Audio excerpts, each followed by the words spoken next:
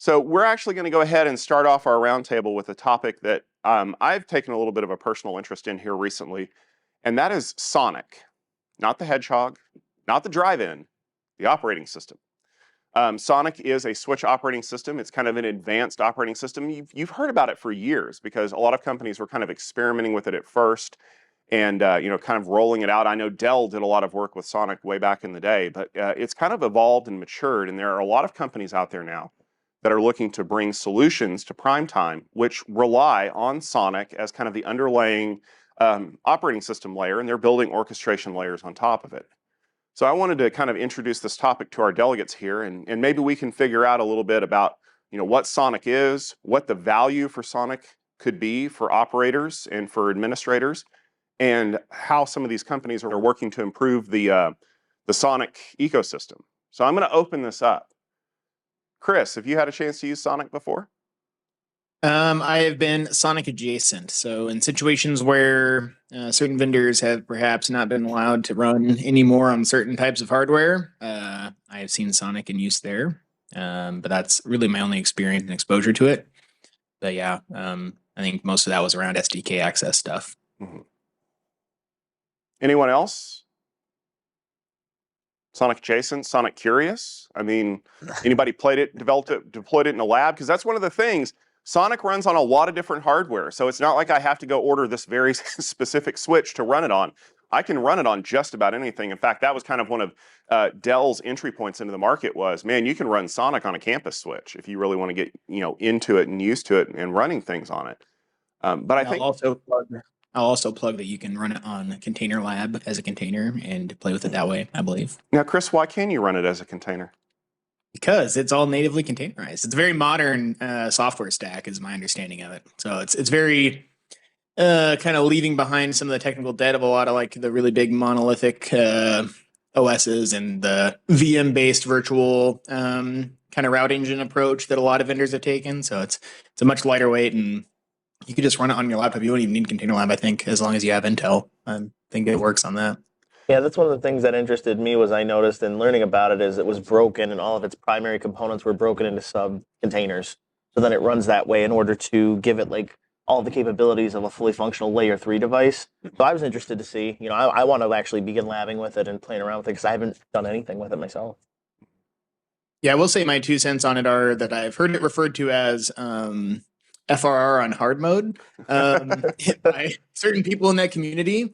So I think that one of the big areas maybe that's potentially available in the whole SONiC space is companies that are kind of around it to help you run it, because it's built by a hyperscaler for a hyperscaler, not for you. So if you're trying to run it in your home lab or you're trying to run it, in your campus network or whatever, it might be difficult. It might not align to your exact needs. So I think it might not be as out of the box as a lot of people maybe think right off the gate.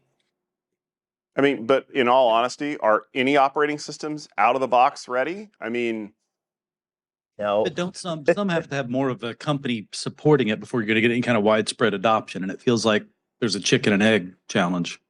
Well, plus the fact there's that many smart people. Plus the fact that you have to do XML in order to set SONiC up versus getting a command line interface. So there's a whole different set of tooling that you have to have in place. Okay, but like I'll admit it, I'm a CLI junkie. I've spent all of my life learning it, but Carl's kid doesn't know Cisco. I mean, he might, but that wasn't his first language.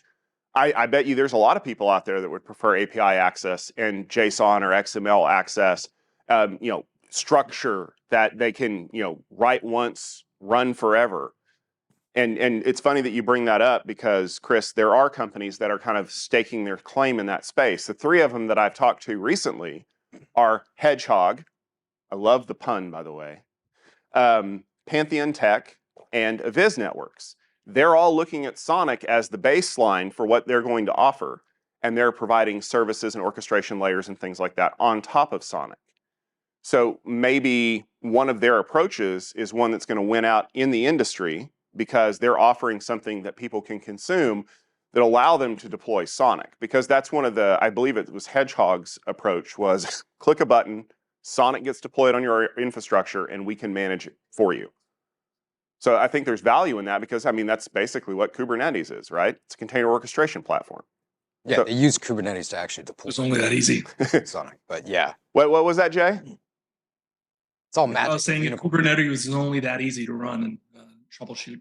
Well, I mean, but that's the value of it, right? Like Kelsey Hightower says, if you don't do it the hard way, you don't learn it.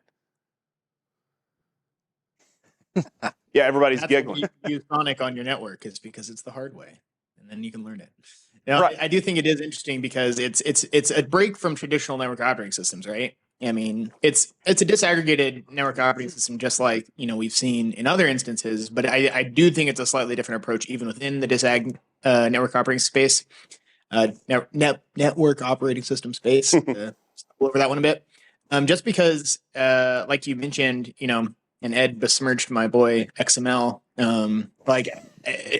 You're using APIs to configure it primarily. Like it does have a CLI, but Microsoft's not using the CLI to configure these things, right? And the whole approach being used for this is definitely a lot different than a traditional network box might be used. And so if you're ready for that approach, this might be a pretty good platform for you to get into because it has the beauty of the freely installable containers you can use for your testing, your CI/CD, all of your development environments and stuff like that, which a lot of vendors don't have any way for you to do that still. Even with, like I mentioned Container Lab earlier, like you can emulate it, but it's, basically like a VM and a container on a VM and a trench coat, just so you can use, container style tools to manage these virtual network devices. And like, that's not what we need as network operators. As someone who works in the network automation space, like I need something that I can run on my laptop. I need something I can run on my Kubernetes instance. I need something I can run, in a much more scalable manner than just, run this QCal VM.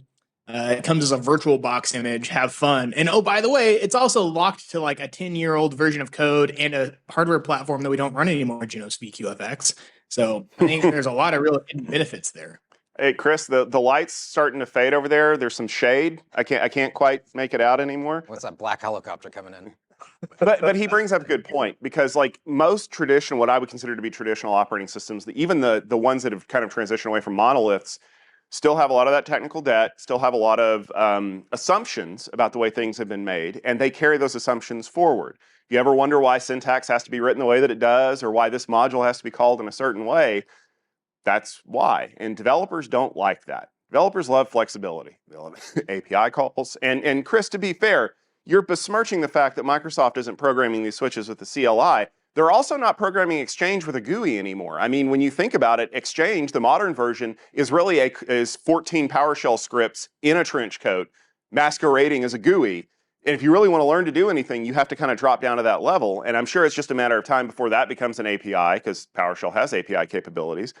But are we effectively forcing a paradigm shift on people with things like SONiC by saying, there is more than one way to do this now, but we really want you to get away from the quote unquote traditional method of doing it because we want to be able to build the process into a pipeline with error checking and unit testing and making sure these things work properly. Because I mean, all right, I'll call down a black helicopter. Do you really need commit confirmed anymore if you've done the unit testing on your script that you're checking into an operating system? And if you're a Juniper fan, address all comments to @ehorley on Twitter. I kid. I think it's like Since I'm the guy who writes the software, I would say yes, you do need it because you shouldn't trust me to write any software that is reliable, regardless of how much CI and CD is there.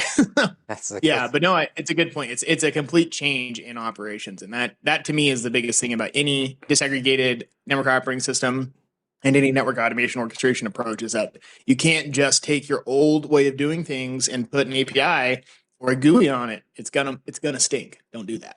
I just feel like it's anything too in life. You have to be willing to adapt and grow because if we stay in one particular format, then it's not really going to help because as we're growing, as the industry's changing, we have to stay part of that course. Yeah, and I think one of the things that we really started to see in the networking space, right? I feel like we've gotten to that branch in the road where you've got one of two options. It's buy my complete stack with my network orchestration, built all around this, and so you're going to network the way that I expect you to network, or you've got requirements that sit outside of the mainstream, and now it's not a batteries included solution. You're going to have to put the effort in to make this what you need it to be. Yeah. But now all of the tools are there for you to be able to do it. You've got the API interfaces. You've got these kind of microservices that you're able to develop around and test. And that's very different, I think, for some customers. I mean, there's a lot of customers that's just never going to be the answer for them. Yeah. Well, and they get to pick and choose, right? Like, I think was the flexibility that Microsoft was going after when they were introducing this, right? Leverage FRR, be able to control exactly what goes into the operating system stack from a network basis so that I don't have a bug from something else that causes a failure for me that I'm not even using. That was, I think, a large motivation. And then, leveraging SI to abstract away from the hardware means that the consistency of what they're programming across the board doesn't matter what the switch vendor is.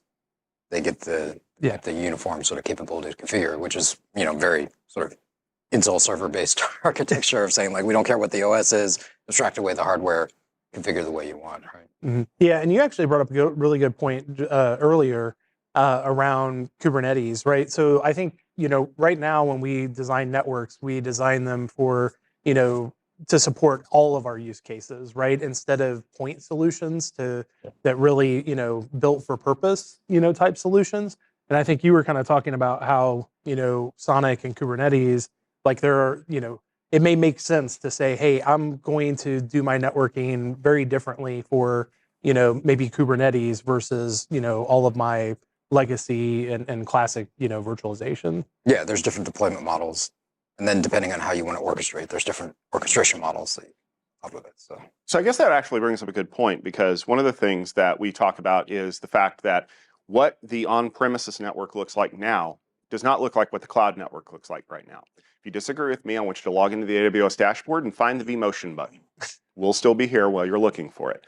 But does SONiC give people the capability to build tooling, application support, and things like that that can run in both places? Because if I build it for my venerable operating systems on site, that doesn't work in the cloud because they don't run that stuff. Could I build a tool that runs in Azure and my on-prem switch setup that runs SONiC? Would I want to? Yeah, I mean, I think we see this a lot, in the Kubernetes space today, right? Every public cloud provider has kind of their own offering around these things. And, and there are other vendors out there who are like, hey, look, just deploy me across all of the clouds. And then now I've abstracted all of that away and you don't ever have to worry about it again. This idea of write once, I've yet to see that that's going to be the right answer for most people. There may be some where that is a useful thing. But in most environments, there's differences between the way the platforms work, where you're really like hamstringing yourself, where you're not able to take advantage of kind of the platform specific features by trying to abstract it away. Right. It's like trying to fit a circle into a square peg. Like it's not a one size fits all type deal. I feel like it's a circumstantial and a situational basis per environment. Yeah. Yeah, I've gone through a lot of exercises of trying to basically come up with like unified models of where you are, trying to take a network concept and distill it down to how you would do it for, in number of operating systems. And it's difficult. It's not easy. And like you say, you do miss out on some of the vendor specific tweaks and benefits of using a specific platform. And you have to be real careful about it. I definitely agree with that point. You don't want to do config once with Terraform? Okay, hold on. Does anybody do config once with Terraform? I mean, there are literally companies out there that are promising to stop Terraform creep. I'm like, wait, what? But that's one of the things that we run into is that, if there are 14 different ways to skin a cat, there are 15 different people that are going to give you a solution to make skinning a cat easier. And I think that you're creating a sprawl problem. And I mean, I'll bring it up. I mean, this is not the first time we've had a shot at creating a standardized operating system, network operating system that everybody kind of understands and works with, and rip Cumulus. But I mean, they were on that track of taking a bog standard Linux distribution and installing some packaging on top of it to make it run networking stuff, and it seemed to be pretty popular. Is that the problem? Well, it's not anymore. But is that kind of the value of SONiC? Is let's just build a network operating system on top of containers and let people play around with it. Is that going to drive adoption, or do people just not care? Speaking, I think most of the people here are on the enterprise side, and the whole disaggregation model, whatever its benefits were, the value prop just wasn't enough to go down that road, and so. It also doesn't. The same thing for SONiC. SONiC, and as Chris mentioned earlier, SONiC was not built for regular people. It was built for hyperscalers, and it's solving hyperscaler problems. There are startups trying to build solutions around that to make it more palatable for the enterprise, but they're still running into the same problems that Cumulus did in that, okay, great, I can run it on different hardware, but what other benefits am I getting? Yeah, I think to that point, right, there's a reason it was in the Open Compute project. Right, there's a reason that they were building at scale the way they were. They're solving very specific problems with SONiC and SCI, and I think. And they're solving Microsoft problems, not everybody else's problems. Yeah, sure. Right. I mean, there's a certain set of uniform problems at certain scale that you have to solve for, right? And I don't think those are unique. But for enterprises, they're looking for a different set of solution offerings around support, maintainability, reliability. And so they're going to look for someone to wrap a package around that solves those related problems. It may leverage SONiC and SCI, right? But I don't see it necessarily changing how an enterprise or a commercial organization wants to buy support and be able to solve their related sort of narrow sets of problems of availability and And I feel it's like a prioritization thing too. Like that you're absolutely right. But are they putting Microsoft's problems, or are they solving the standardized problems? Like, are they, instead of trying to, like, Yeah, what are they trying to address first? Yeah, I don't think I'm trying to match problem space. I'm trying to say like, Right. I think it's really just a cost advantage. So someone can make money in the middle space with the cost advantage that they. Carl had something that I want to let John jump. Yeah, I mean, I look at this, I think it's exactly, along the same, line that we had with Kubernetes, right? I mean, it was built for hyperscalers as well. And it took a long time. And it took a lot of adoption by some very big players to get it to a point where enterprises would actually deploy and use it. I mean, for the longest time, people avoided Kubernetes even in the enterprise. And now, even now, very few enterprises will do it themselves. They're going to buy it as a service, from someone else. And I think until we get to that point, and I think we're starting to see that there are some vendors out there that are looking to make this more broadly available. But I feel until some of the bigger players really start to put some weight behind this, and give it that develop that mind share for customers, I think it's going to be a slow road to see that adoption. Well, I kind of wonder, you're talking about the big players. Once the big players are out there, what possible use do they have in us standardizing things like that and not them becoming the answer to everything? I mean, are all of these things like SONiC, I go back 20 years, go back to Rancid and Oxidize and things like that through the years, people have built tools upon them to do a lot of, a lot of the automation pieces. That are we just still early enough on the hill climb that we don't really know what that tool looks like, and all we're still doing is trying on different tools to see what it's going to look like in the future? Yeah, I think we can. I mean, again, we've got open in the Kubernetes space, we've got OpenShift, we've got EKS and GKE. I mean, like we have these different flavors out there, and so I think there is an opportunity for vendors to still have this standard and be able to use it, allow customers to have, some level of familiarity regardless of vendor, but still allow the vendors to be able to put some of their own, secret sauce, on top of it. I think the argument is for something like Kubernetes, right? That was really the orchestration platform portion that you're solving for. So that's why, Docker Enterprise, right? Yep. That's what it's competing against. Rancher, stuff like that they're fitting in, and Kubernetes won out in that particular space. I think this is slightly different in terms of, I think Microsoft was trying to solve the problem of saying, like, at the lowest common denominator, where are we adding value in the stack? Mm-hmm. hardware performance side gives the abstraction model away from that. So I can still use vendor-specific hardware implementations, but I get the lowest base common denominator. They basically brought FRR in to solve that and leverage that, but they're really trying to minimize the footprint for what's happening there. And I think, realistically, the hardware vendors are gonna leverage SONiC to be able to build lower cost models to distribute solutions to their customers. How they wrap them is a different story. They may wrap them in an orchestration platform that says like, hey, just use the orchestration platform to build everything out and don't worry about it. That's their secret sauce then, versus choosing to use maybe an open source platform or something else that can address to it, which is the same sort of ecosystem that looks like what Kubernetes looks like. Yeah. And so I'm okay with that sort of analogy in that space, but I don't think they're solving the same sort of problem space at all.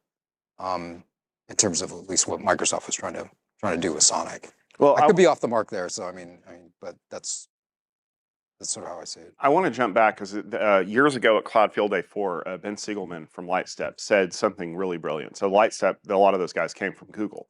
And they were talking about the fact that Google will write a tool to solve a Google problem. And then the entire industry adopts it because it is the solution to a problem I may never have, but Google wrote it, therefore it must be good. And Ben stood up on camera, and you can actually, if you go to the Cloud Field Day 4 page, you can see this on video. He goes, don't do that. We build tools to solve our problems. Do not take our tools and apply them to your problems and then complain that they don't work.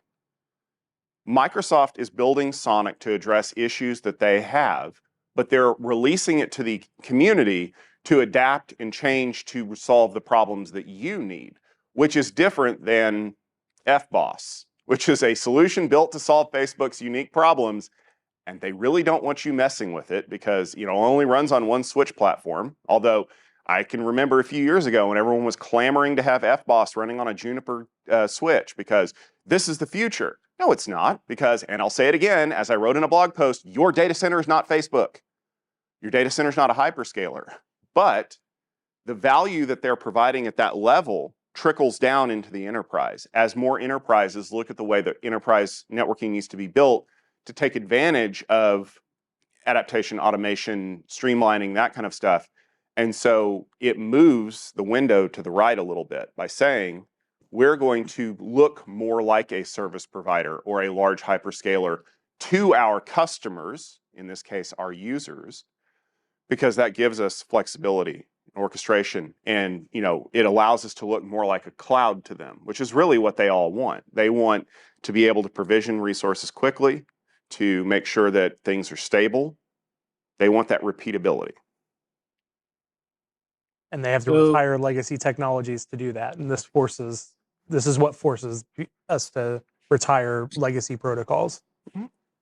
Yeah, one question I kind of have is, and it's a slight topic change, but I know we've talked about Cumulus a bit in this context, because how could you not? And we all know kind of how Cumulus got axed in a way from accessing Broadcom's SDK, and how that kind of ruined a lot of the promises of disaggregation to me, is that you now have, not now, but you've always had, this big player of the ASIC manufacturers in the room who kind of have the ultimate control over whether or not you get to exist as a company.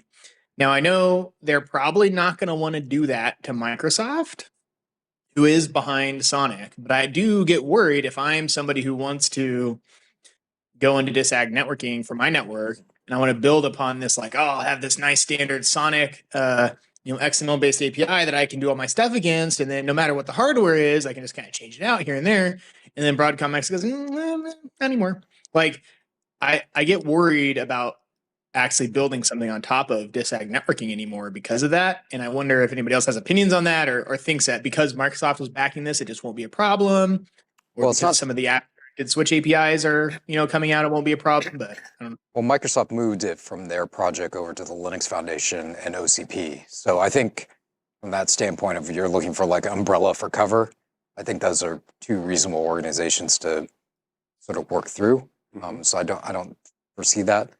Obviously, there's licensing issues that go on with all of that. I don't know how the payment process works going downstream, Chris, in terms of like how everyone gets paid for API access for all the platforms, and that may be something that just gets built into whoever's providing you the hardware platform is paying that license fee when you pick it up, and that could be one way to address it. So maybe that's gets integrated into the root cost of the of the switching platform and ASICs that are provided in that platform.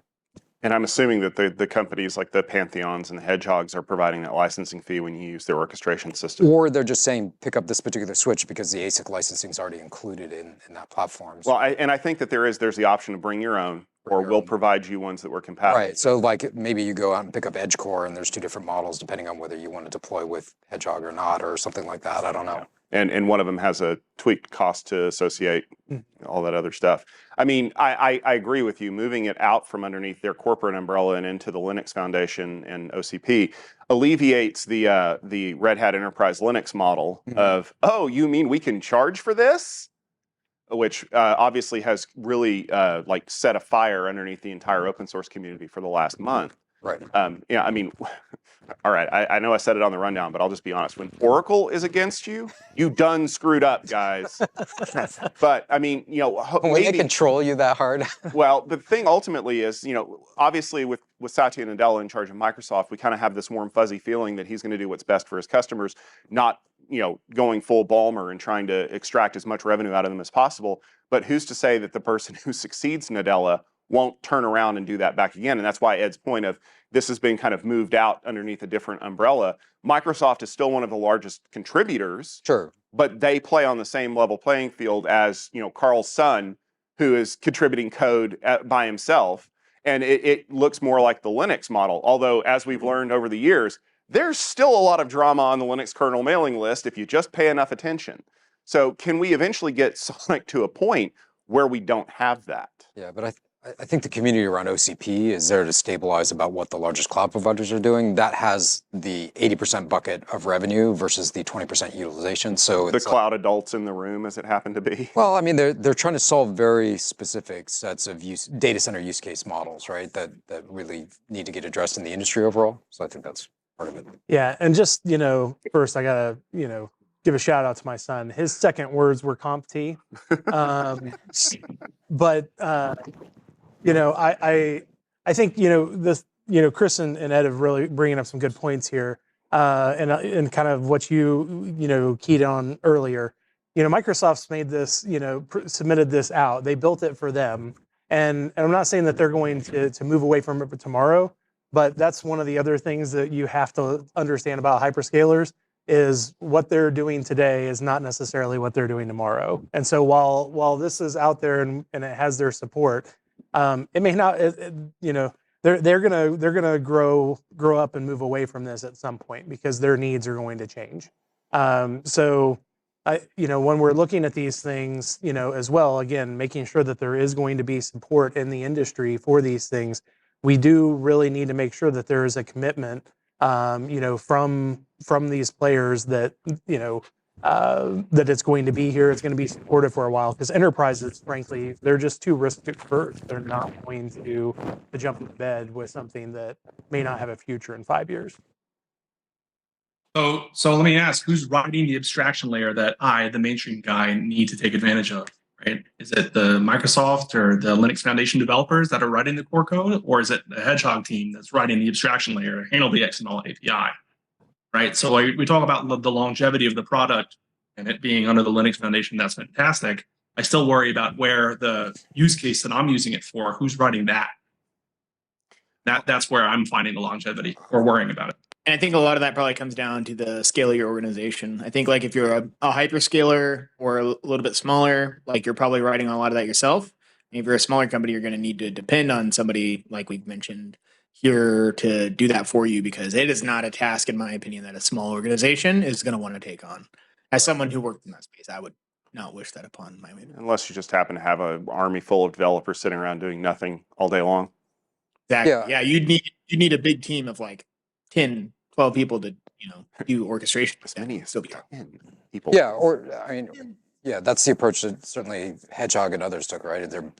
They're leveraging Kubernetes as an orchestration platform to deploy those services for you, which makes sense. I mean, it makes logical sense. How big that marketplace is a different question, right? And who they're selling to in terms of what they're looking for support is a different thing. To get to the original point about is Microsoft going to change? I mean, I don't think Dave Maltz has got the next thing planned out past SONiC, because they built a pretty flexible architecture for what they need to do. They can swap in and out what routing protocols they want to use. They can. It's pretty extensible. So I imagine that has a pretty long runway. So I wouldn't see that as something changing very quickly underneath the covers. At least that's my gut feeling. Sure, but they're probably already planning for the next thing, right? Yeah, but I don't think that's planning the next thing. I imagine is an evolution of SONiC, not a change away from SONiC. That's sort of my point. And I think there was another side to Chris's question too about could Broadcom start playing silly games with its SDK to sort of nerf SONiC but that's more at the given that it's a Microsoft that Microsoft is buying lots of Broadcom ASICs. I don't think so. It would be sticking a fork in their own eye. But but SONiC of all the disaggregated NOSes to back, SONiC seems the safest. Yes. In those regards, that the community and the hardware support. Yeah, and plus that's really isolated in the SI, right? SI is really where that interface happens. So your choice of switching out your switch abstraction layer, that doesn't change SONiC at all, right? So your licensing agreement could be tied down with SI with that particular switch manufacturer due to the ASICs in it. If you choose to move over laterally and that doesn't have that, you still get the flexibility of what you provided with SONiC anyway. So I think that's that part. That's what I was saying. I think it's a little bit further downstream about where you're sort of incurring costs for that if it happens. So I think there's a little bit of protection there from where that fits. And the reality is the only way that you could get to this point is to have someone as large as Microsoft and others actually doing this. Like there's no way a smaller player could get away with doing this in some ways. It was actually good that Microsoft went out there and, I guess swung a really heavy bat, a cudgel to get people to move that direction. That's the only way you can do that is to have someone as large as them doing that for the industry overall. So everyone sort of wins. It levels out the playing field maybe a little bit. I don't know. So I guess I'd have to agree. And it sounds like it would be one of those things where Microsoft would have to stop using SONiC to really get us to the point where Broadcom would be willing to kill that off again, like Cumulus. Yeah, doesn't seem legal. So I guess the $64 million Series A funding round question is, can companies that are building on SONiC to provide easy deployment solutions for enterprises succeed in the market and drive SONiC adoption below the hyperscaler level? I will gladly spend somebody else's $64 million and say, yeah, you totally could. Fair enough. Anybody else?